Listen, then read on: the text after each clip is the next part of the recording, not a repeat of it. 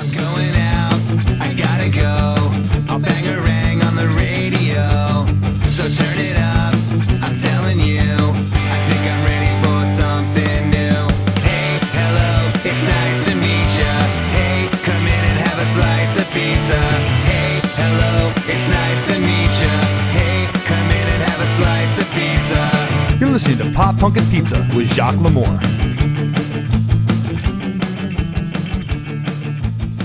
Welcome to Pop Punk and Pizza Podcast. I'm Jacques Lamour. We are currently on location in Chicago in one of the many beautiful neighborhoods.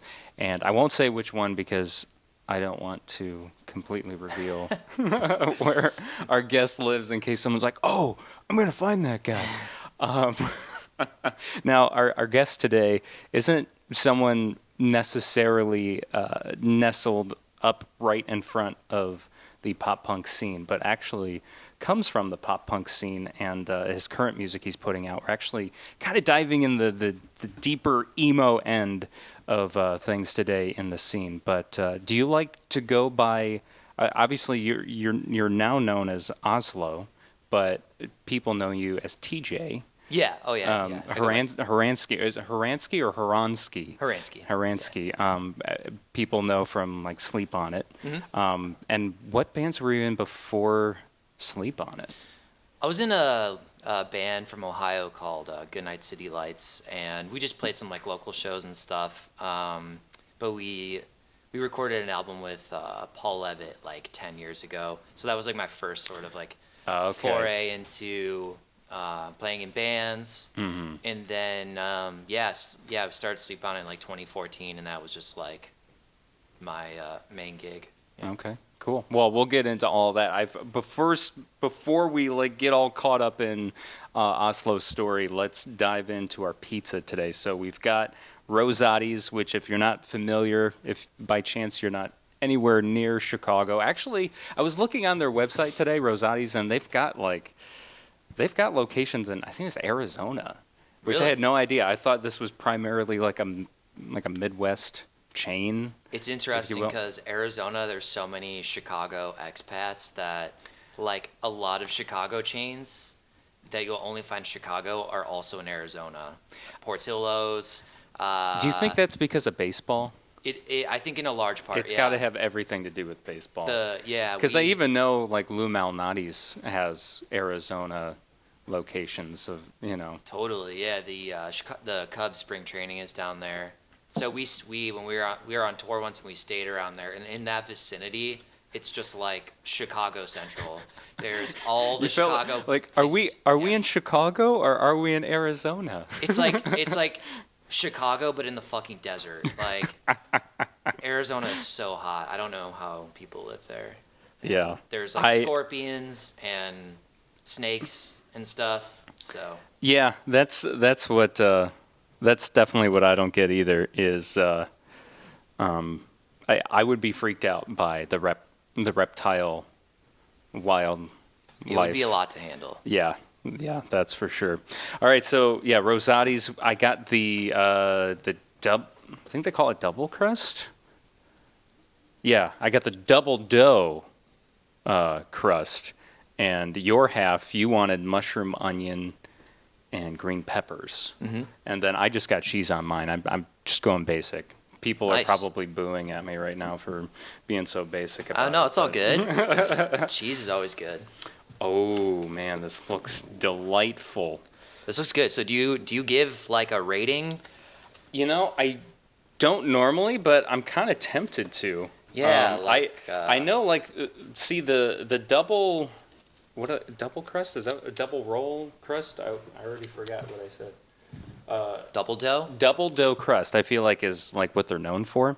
But yeah, look at this guy. It's just, if you're actually watching the video version of the podcast, it's thick. Yeah, that crust itself is pretty thick. So it's, yeah. I guess you could almost say this is like their version of, it's close to the thickness of like a pan pizza. Right, yeah. Almost. It's not deep dish for sure. No. But closer to a pan. Because the bottom crust itself isn't too thick, but the outer crust. But it's thicker than yeah.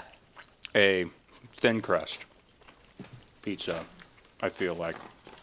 That is solid. Yeah.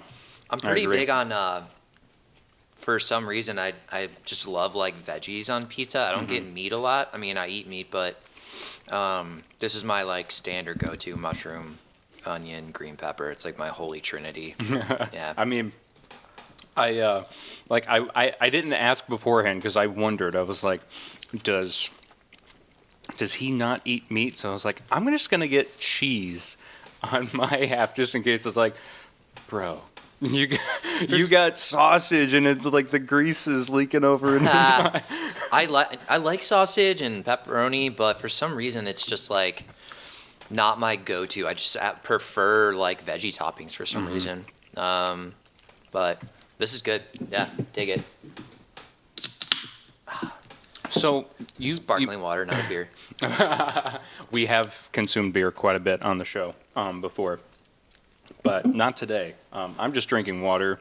I You're would. drinking I mean, yeah. sparkling water. Yeah, it's a little early. It's a little early. Yeah, we're recording this like at like lunchtime. Give us another 20 minutes though. That might change. I got a couple beers in the fridge. We'll see how we feel. So you mentioned Ohio earlier. So are you originally from Ohio and Yeah. not from Chicago? I was born and raised in Cleveland, and then I moved to Chicago to go to school. I went to DePaul University, Oh, okay. and I've been here ever since. So yeah, originally from Ohio. What part of Ohio or what town? It's a suburb called Fairview Park in Cleveland, like outside of Cleveland, northeast Ohio area. Yeah, my family still lives there. I love to go back from time to time, but at this point, like I consider both Cleveland and Chicago home. So Yeah. So growing up in Cleveland, what is being like? What are the suburbs of Cleveland like? Because Cleveland, I always think of the Rock and Roll Music Hall of Fame is there, and it's Lake Erie, right? Which lake is? Lake Erie. It is Lake Erie. Yeah, next to Cleveland. Those are just the things I think of. But yeah, what was it? What are the suburbs like there versus like suburbs here in Chicago? It's interesting. It's just a smaller city, but it's still a big city. It's just not as big as Chicago. But when I was like in high school and growing up and stuff, it was interesting. I went to a private Catholic all boys high school. Oh, dude, me too. Really? For high school, yeah. Yeah. So there was like a couple really big like Catholic high schools for boys and girls. There's like 2 for the guys and 2 for the girls. And anyway, I went to one of them, and it was a really big like jock culture, which is interesting. And I played sports, and that was fine. That's like the stereotype of Catholic schools, or maybe just prep Yeah. schools in general. There was a big emphasis on athletics. Yeah. Which was fine, but I enjoyed playing sports, but I didn't really care that much. It was just fun for me.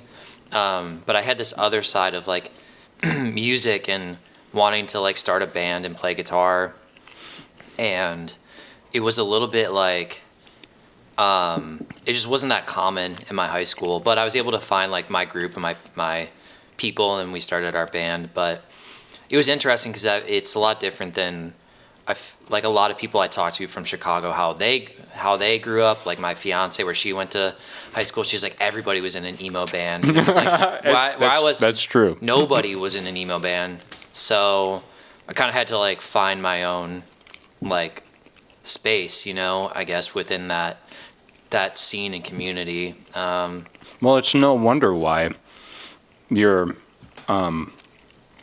debut record for OSLO is so emo, because no one in your high school wanted to start an emo band. Yeah, So it dude. just made you extra emo, extra Yeah, dude. sad. That's why I've been writing emo music for the past 15 years.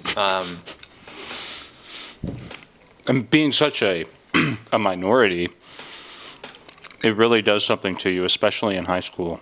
Yeah, it's sort of like I got along with everybody, but didn't really fit in anywhere. So I was kind of feeling like the other, in a sense. Yeah. And I think it's just kind of like something that has kind of stuck with me. always of like, where do I fit in to all of this, you know? And people want to like categorize, you know, oh, that's a jock, oh, that's like a, you know, it's like very black and white, but I was like very all over the board. So like with social cliques and stuff in high school, it was like, it was weird. I was like, I fit in with everyone, but didn't fit in exactly anywhere. But I prefer it that way, so I don't know. I know I always appreciated the... Oh, yeah, sorry, man. Oh, you're good. I always appreciated the, like, the cool jock that would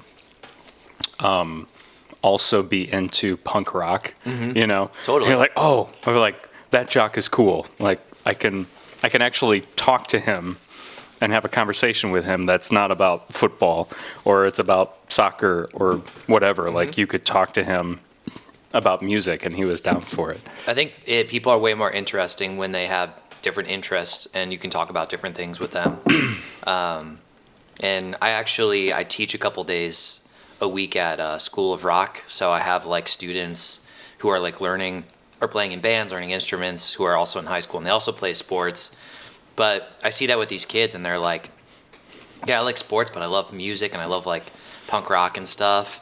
So it makes me happy to see that because I feel like those people end up, you know, growing up to be more well-rounded, just have different interests. Yeah. And I think there's a lot more of that going on now with almost every, well, there's, I guess, one or two generations under us at this point. Obviously one for sure, but I think we're seeing more of things being mixed than ever before. For sure. You know, and from all different aspects of music to, I mean, pretty much anything you can think of. For sure. Like, it's not as, like, kind of what I was saying before, as categorized as maybe it used to be. There's very much a spectrum of everything from, you know, sexuality, gender identity, interests. Like, I think that is maybe a positive of, like, a bigger social media culture than, like, when I grew up, and probably you did too, in high school and stuff. Like, there was MySpace, but like it's not nearly the same as it is now. But I think there's like a flip side to that of like being so like tuned in that it just can really affect your mental health, right? It's like there's people can become more accepting and you find that there's other people who are going what you're going through, but there's also like more I don't know, more opportunity to sort of get lost in all of it. Excuse me as I'm burping. Yeah, we do that a lot. So that's all good.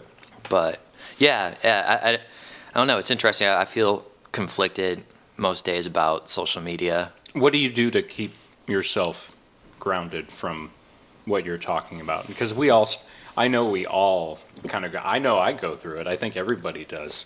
You know, you just 1 minute you're feeling good.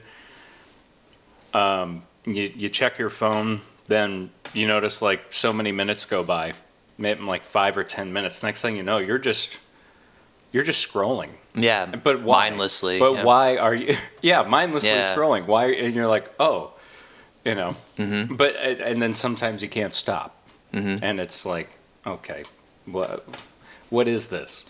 Yeah, it's a bit of an addiction for sure. Like, I was just talking about this on a podcast last night, like, especially for creative types, whether you're a musician or you run a podcast or something, it's like part of your livelihood and what you're doing is like you have to be like visible and present, and that means posting on social media. But the way that these platforms are set up, it's like you have to keep posting to get any sort of traction, and then you get bummed out like when things don't hit the way that you think. So it's just kind of this like cycle that for me, the way I deal with it is like, you know, just taking breaks. Like, and for me, that'll usually mean like just deleting stuff off my phone, because if it's there, like it's like an addiction sometimes, and it's like you have to like just remove that app from your phone for a while to sort of just be more present, which is something that I feel like I've been working on, and kind of ties into like the record. I'm just trying to be more present and not like living in this like fake world that's Yeah. not real life. But I think that's part of it, is that eventually you spend so much time in it that it becomes the reality, even though it's it's not. It can, and it does for some people, and that's kind of like a scary place to be, because it really is like removed from any like sort of like reality or what actually matters, or being what I was just saying, being like kind of like present in the moment. Yeah, That's my cheese. we're still good. So I guess fast forward a little bit. So you finally find some people to form an emo band with in the Cleveland area, right? Did that come in high school, or did that come after high school? That came in high school. Okay, it must have, because then you came to Chicago to go to DePaul, right? Yeah, so that came in high school, and we did some like battle of the bands and stuff, and we were pretty good. And I kept playing with those guys. And where did you find, how did you find them? Because you were just talking about how, you were kind of like the lone wolf. Yeah, well, they did go to the same high school as me, and one of them is, I mean, I'm still friends with all of them, and they're great guys. And Riley, our vocalist, is like still one of my best friends.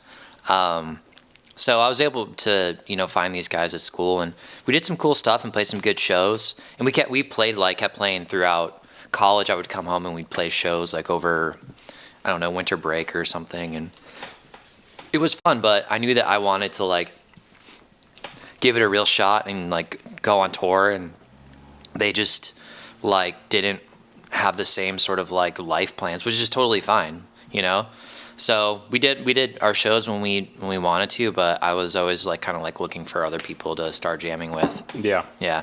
So then you come to Chicago, to DePaul for school, and this would have been about what, the mid-late 2000s, or is 2010s? That was, I moved to Chicago. I guess 2010s, isn't it? I moved to Chicago in when did I move here? 2009. Okay. Actually, yeah. So what'd you go to school for at DePaul? Did you say earlier? I majored in communications and media, which is kind of just sort of a general communications degree. Yeah. Because so many people do that just because it's a broad degree and you can kind of go into so many different. Yeah, I didn't know exactly what I wanted to do, but I wanted it to be involved in music somehow. But I also loved writing, and I still love writing. So I just tried to take as many classes and be as well-rounded as possible. But I didn't have like one thing. I was like, oh, I'm gonna be like a journalist or anything. So. Yeah. So how did you were one of the original members of Sleep On It, but did you play in any other bands before Sleep On It here in Chicago? No, not really. So how did Sleep On It come into the picture for you then? I was working for Alternative Press actually at Riot Fest in like 2013, doing like street team stuff, and then I met Jake, our guitar player, and they actually already had kind of like a band going with Luca, our drummer, and John, our original vocalist, but they kind of had some other rotating members. And then so I met Jake, and I think he posted something on Facebook, and I was like, yeah, I'm looking for people to jam too, and so that's kind of like where that started and how we found each other. So yeah, and obviously, from that time on, Sleep On It ran until the beginning of 2020, beginning, middle, somewhere in there. There's a lot of experiences in there. Sleep On It did quite a bit of stuff, mainly in the U.S. I know there was a UK. You played Slam Dunk, I think. We did play Slam Dunk. Yeah. Yep. But yeah, going from Sleep On It and then going to Oslo. By the way, on the way here, I listened to the Oslo record, and then I listened to Pride and Disaster, and it made me once again realize it's such an underrated record. Pride and Disaster is, and Oslo is fantastic, by the way. But it's too bad more people haven't heard Pride and Disaster, in my opinion. Like, to me, it's just a great record. So, Sleep On It ends. Is that when Oslo starts coming together, or did that kind of start before then? Yeah, that had kind of like been something that I wanted to do and had been writing songs for years before that. I love like writing pop punk music and pop rock or whatever you want to call it. And when by the way, I should mention Jake was on the podcast in 2020 in the beginning, like right when the pandemic was going crazy. And I remember, if I remember correctly, he was talking about I think we were talking about Pride and Disaster, and he was saying how you actually did a majority of the writing, I think, as far as music, like the music part of that record went. Yeah, I was always the primary songwriter for the band, and especially that album. Yeah, because we were like on tour so much before that we didn't really have a lot of time to kind of just like sit down and do what we needed to. So I ended up writing and like tracking most of the record myself.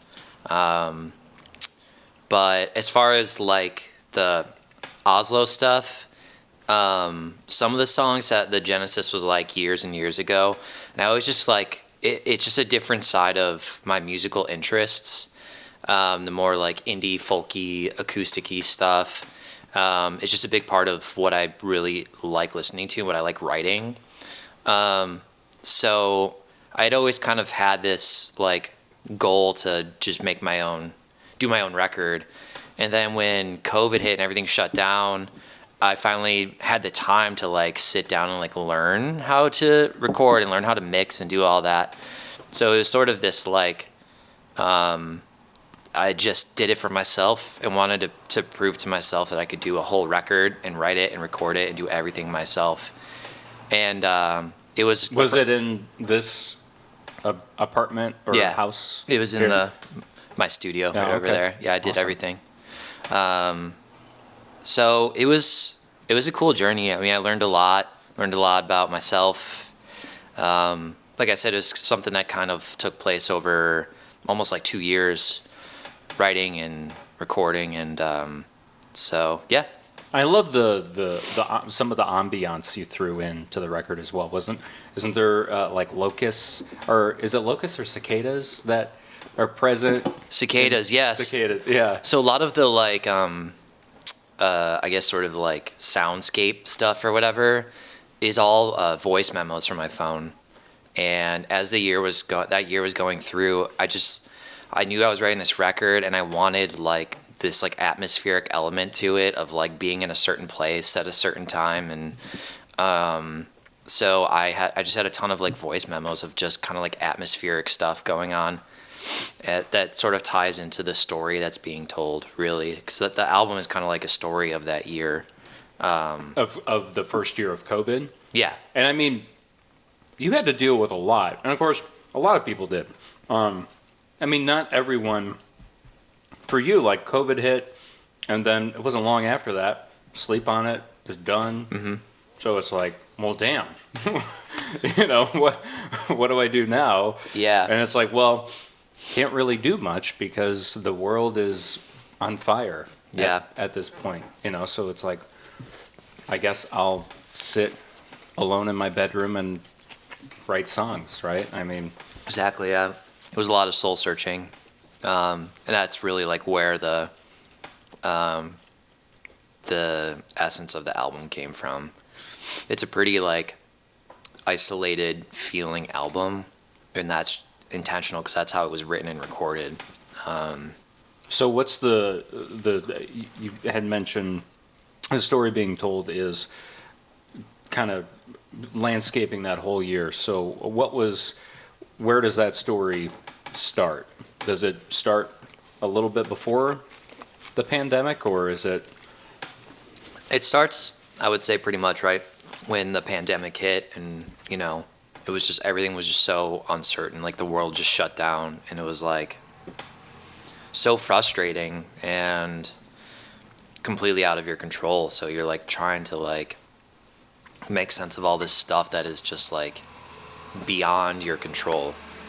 And I've always had a hard time with things that happen beyond my control because I don't know, maybe it's just the flaw in my psyche, but just like being able to like control your own destiny, and it's like really hard to come to terms with sometimes, of like these things that just happen, and you're like, what do I, like what am I supposed to do about this?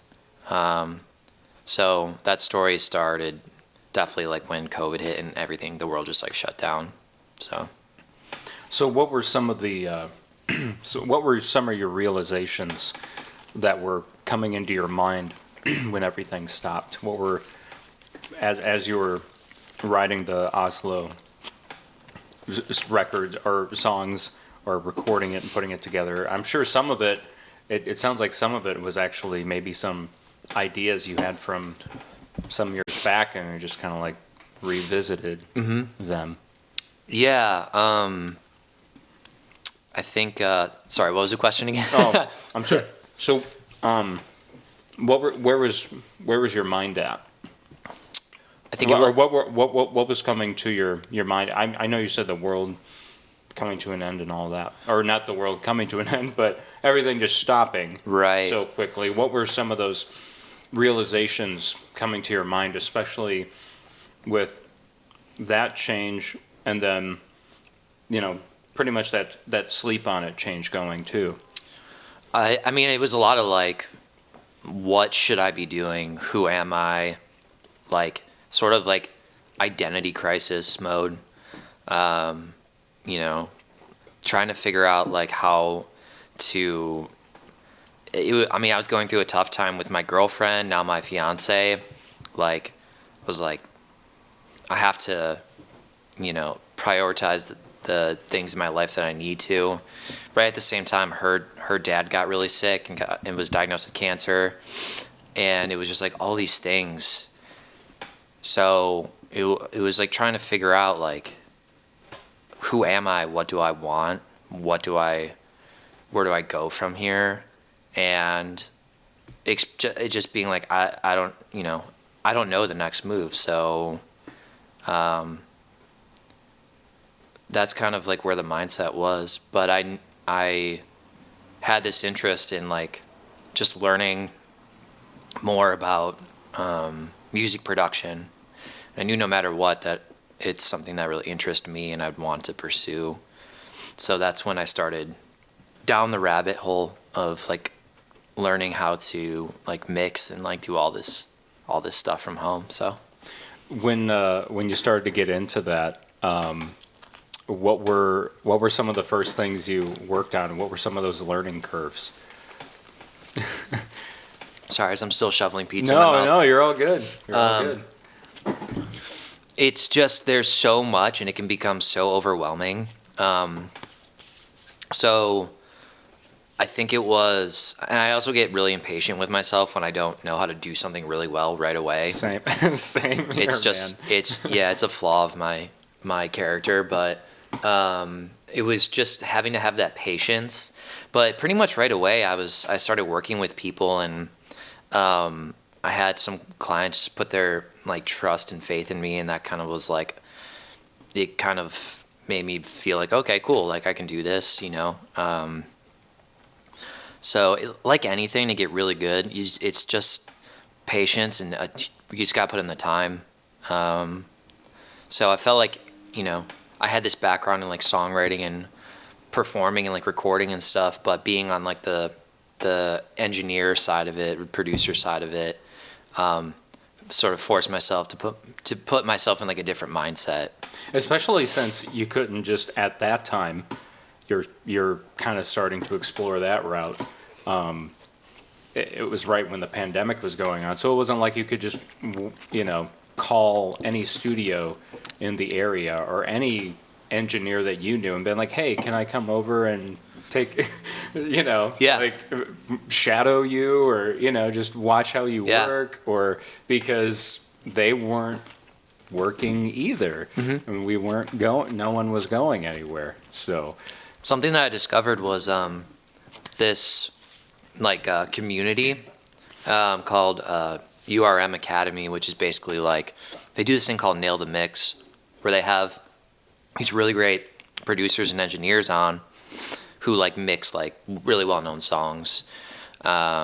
Like they had Andrew Wade come on and do like a Day to Remember song. Oh, that's cool. They had, it's a lot of like metal and like sort of pop punk.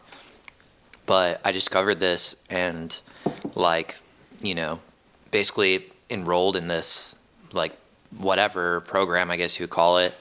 And they would have these video sessions where you could watch these producers mix a song from start to finish. And it's like a lot of guys that I've recorded with that I know personally, but are also some of my favorite engineers. And just like watching them do their thing and go through their like mindset, like that changed the game for me entirely. Because it was like, it lifted that like veil of mystery a little bit, of like, what should I be focusing on? What should I be like investing my time and money in? What sort of software, what sort of equipment? So yeah, once I guess kind of invested in that, like, I guess invested in the knowledge of how to do things. That was I feel like a really big turning point for me. What were some of the things that you discovered were actually the important thing? I know with like myself, with like podcast gear, you think about, oh man, like there's this new piece of gear I really, really want. And it's like, yeah, but do you need it? Like, do you, you know? Right. So. And even if it's like, I have the money to do it, it's like, if you're trying to like scale a business, it's like you have to prioritize. And it's hard to know, like, how much should I be investing on more gear? How much should I be saving? Like, whatever. But I think for what I was doing, it was like, investing in a good microphone, investing in good speakers and good headphones, and then like a good interface. It's like just like these like the basic things that you need, and it's so easy to like go on and spend all this money on plugins and shit that like you feel like it's just so many of them. There's so many, but and you know, they're marketed in a way where it's like, yeah, you think it's really going to change the mixing game for you, and it's like it changes it like 1%. Whereas if you just take that and invest in like actually just learning the trade and the skill, that is good. That's what's going to make the difference. So It's more or less not using a plugin where it's got a bunch of presets, and versus actually like learning where to set those settings yourself. Right? Yeah, dude. Yeah. Yeah. Presets, it's an okay place to start, but it's almost never like it's a one and done thing. Like, you have to know what you're listening for, and those presets are designed for somebody else's style, whatever they're working on. It's like, it's not a one size fits all. So for me, it was like, if you can get a really good understanding of like EQ and the EQ spectrum and like where things should be cut and boost, and then just learning how to like balance, right? And like compression, if you can like understand those things, like you can get a really good sounding mix without having to spend any money on plugins. Like, I believe it, because but it's easier to buy like this like new shiny thing Oh, because you're like, yeah. it's gonna make it sound sick. I like, do it. I do that like constantly. I find myself like I catch myself like almost diving into that rabbit hole, or I have dove into that rabbit hole before. So Yeah. I totally get what you mean. Yeah. Mm-hmm. So Oslo, I hate to ask the stereotypical name, but I mean, since you're kind of at this point, you're kind of reintroducing the world, or you are reintroducing yourself to the world, as I guess what I mean, as Oslo. Where does the name come from? What's because that's Oslo? It's Norway, isn't it? Or isn't that a city? It's a city in Norway. Yeah. Okay. Yeah. I've never been to Norway. I've never been to Oslo. I went back and forth on a lot of different names, and picking a project name sucks. It's so hard because you're like, well, how come not just your name? Is it because? I just didn't want to. I don't know. I just don't have. I feel like some people have like great stage names. I just wanted a project name for whatever. And it was actually a band name that my friend John came up with once and didn't end up using it, but I always thought it was kind of cool. It is cool. Yeah. And I thought I don't know, it just somehow captured more of like the vibe of what the music I was trying to make. Somehow just kind of felt right. And then I realized later that if you switch the letters around, it spells solo. So I was like, oh, that's. Oh man, I didn't even think about that. Yeah, so that kind of worked out. Yeah, because But- I mean, you literally, except for obviously the female vocals, you did everything, right? Yeah. So, I mean, shout out to Molly Greenhouse. Molly Coleman. Coleman. Yeah. I don't know where I got Greenhouse, but I knew it was, That's a cool name too. It does. I'm giving you a new name too, Molly. So I always try to ask this question on the podcast, just because I'm always curious to know what everyone's listening to these days. What are some artists you've been getting, some newer artists that you've been getting into, whether it's pop punk or not? I mean, we were just talking about before we got on mic about how much we both love Yellow Card, so Yep. we're stoked that they're back. Yep. Yeah. I love that band. Honestly, dude, like my listening habits are so boring because I listen to like podcasts like 90% of the time. Hey, and you're on one. Yeah, dude. Yeah, I'm not even kidding. Like when I'm driving around, it's like even when I'm working out, my girlfriend thinks I'm a psycho because I listen to podcasts while I work out. But I don't know. I think it's maybe because most of my day I'm like working on music or I'm teaching music. Well, that makes sense. So then it's like You've I had don't enough- want to. You've had Yeah. enough of music. Yeah, and But- I enjoy like learning things, and I enjoy like good stories, and there's so many good podcasts now, well produced podcasts. Yeah, But absolutely. I did recently discover an artist called Daywave. That they've been around for a bit, but I just discovered them, and I like am in love with this album that came out like 5 years ago. I'm really bad about like keeping up on like new music that's coming out, but Well, I mean, I guess since you do spend the majority of your time working with, artists, musicians, songwriters, and things like that, who's someone that you've worked with recently where you're like, man, I'm just really digging this song, or this hook has really caught my attention? there's a Chicago band called Long Gone. They're a pop punk band actually, and I produced and recorded a acoustic EP for them recently. And I think they're really talented, good songwriters, and just like great guys. So I would say they're definitely worth checking out. Then I actually am working with this kid from Italy right now, who goes under the name Hinkfuss, I think. But it's sort of like kind of like chill wave indie, like indie rock, I guess you would call it. And he's awesome. I really like the tunes. So that's a couple that I've been working on recently. And so how do you work with these people from all over the world? What, are you on a couple different websites, or you just happen to run across them somewhere else, or? Most of them are on a platform called Fiverr, which Okay, is I like, wondered. I was going to ask if you were using Fiverr. yeah, Fiverr's been pretty great. I've met I've just have gotten a ton of work from there and met a ton of clients, and sometimes it translates to like working outside of the platform. Yeah. But that's how I've started working with a lot of them. And then other clients were just like friends or just, people I know from like the local community. So That's awesome. yeah.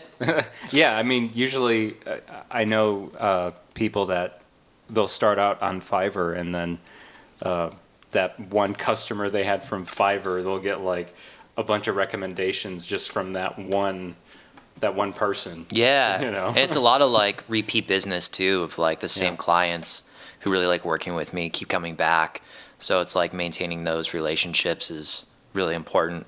But yeah, that's like, it's a part of, the work that I get, but it's been really great and helpful, and So yeah. Is it mostly like mixing work that you're doing, or are you doing songwriting with? Mostly of these- mixing. I have done some like original songwriting for clients. Like I wrote a song for a pop punk band from Japan That's so a few cool. months ago. Yeah, that was super cool. And then I do songwriting for people that hit me up. If a lot of times it's like they want a song written as like a gift to somebody. Oh, okay. So I helped somebody write a song for like their daughter and wife for Christmas, and right now I'm working on a country song for a friend of mine for his Nice. wedding. He's getting married in July, and he wants to like give his girlfriend like a song. So he had sort of like a vision and lyrics, and then I'm like writing the music and instrumentals for it. Yeah, awesome. Oslo goes country. Oslo actually does. That could actually go very well as a as a country. Good, yeah. I mean, dude, yeah. I don't know, whatever. I don't listen to a ton of country, to be honest, but it's fun to me to like explore different genres Oh, sure. and like try different sounds. And I bought a guitar slide. I've never had a guitar slide before, so you know, it's a cool challenge. I enjoy it. I just Yeah. enjoy the songwriting process. It's my favorite thing to do. So to kind of push myself out of like the same four pop punk chords has been cool. Well, Yeah. and yeah, I mean, I'm sure it's nice even just with doing Oslo to do some more experimenting, you know, because obviously it's a big difference compared to what you've done the last 10 or 15 Yeah. years. And when I go back to like writing more pop punk songs, which I know that I will, I think I'll be able to bring in these like different elements, and it'll just, you know, improve the style that I originally kind of like grew up writing. Yeah. You know, so you kind of like incorporate different elements and sounds. And What are your favorite elements of a pop punk song? What are the elements that hook you in? Or when you're writing a pop punk song? that's a good question. Not to put you on the spot, but I just thought of that. Yeah, I mean, I'm a guitar player, so like good guitar tones and just like cool guitar parts more than just, you know, bar chords and octaves. It's like if you can do something interesting guitar wise, a cool lead or something. That was what I always enjoyed writing a lot. Yeah. And I mean, Pride and Disaster from Sleep on It, it's just, the guitar work is just all over the place. It's incredible. Yeah.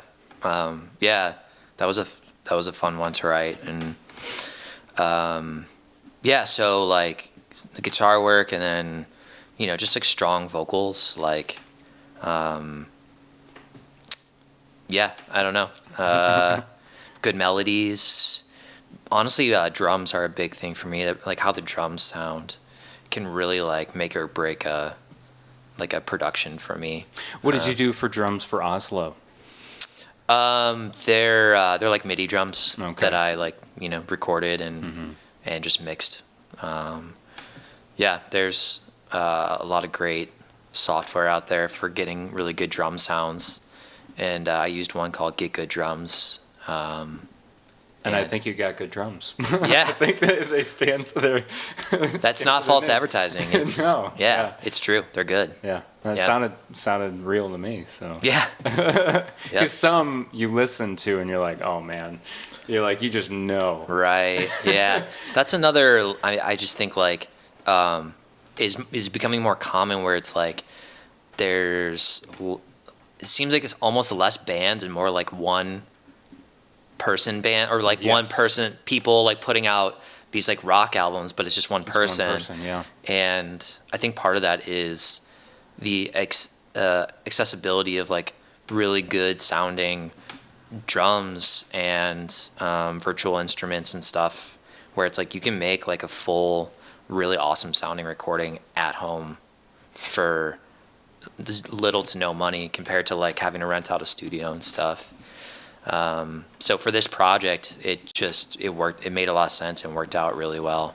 I still love the studio experience and like recording real drums, but Plus, you don't have to argue with like 4 other people. You can just have arguments with yourself. 'Cause Exactly. You're already going to have That is You're a already vicious gonna have- cycle, dude. Yeah, I will argue with myself all goddamn day long. Yeah, and then there's no one to bounce an idea off of. It has its pros and cons for sure. Absolutely. What you just said, the bouncing ideas off, that's the part that is really hard about being a solo artist. And that's when obviously you get your contacts out and you're like, okay, who do I Trust enough to? Yeah, who do I always have a great conversation with? Yeah. And so Yeah. debut record by OSLO, available everywhere. Is it on Bandcamp? It will be. It will be Okay. in like the I next know couple it's- days. I know Yeah. it's on streaming. I like literally it just came out like 3 days before we recorded this interview. I was just talking to someone about this last night. I kind of forgot about Bandcamp because I was like, it's on Spotify. Right, and you think it's like, right. oh shit, I have to put that on Bandcamp. So I don't know when this will come out, but probably by the time that it does, it'll be available on Bandcamp. So Cool. Yeah. Awesome. Anything else you want to plug? I mean, obviously, if people want to work with you in any capacity, or I don't know if you're going to be doing any shows as OSLO or.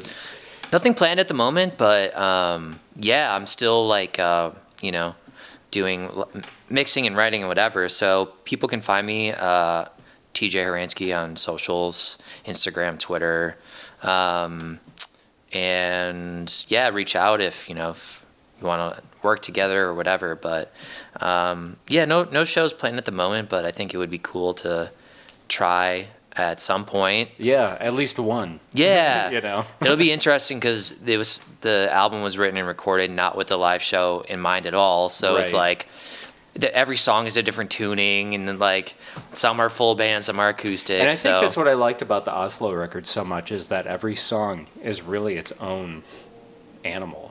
Yeah. There's, but it obviously flows well together, but you can tell just by listening to the song, it just, everyone has such a different approach to it. Yeah. That was kind of something I wanted to go for. I thought it was kind of cool and interesting.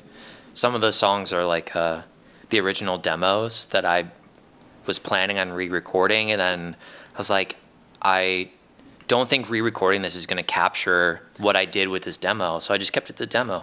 One song is just a literal voice memo from my phone, so.